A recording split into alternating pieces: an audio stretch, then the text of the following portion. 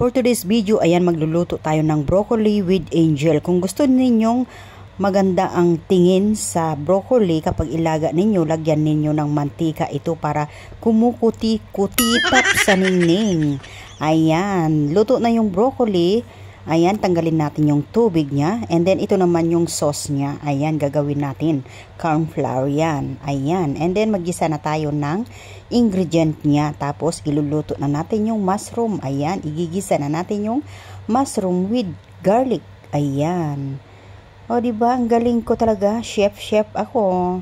Siyempre, lagyan natin ng cubes yun. At ito na yung ginawa nating sauce niya kanina. Ayan. Ito naman yung black angel na tinatawag natin. Ayan, yung parang buhok-buhok na maiitim na parang kalakihan din ng buhok. So, ito na nga siya, yung broccoli natin. I-prepare na natin. Ilagay na natin dito sa plato. Ayan, ilagay na natin yung sauce natin with mushroom. Ayan, luto na siya. This is it. Thank you for watching. Well done.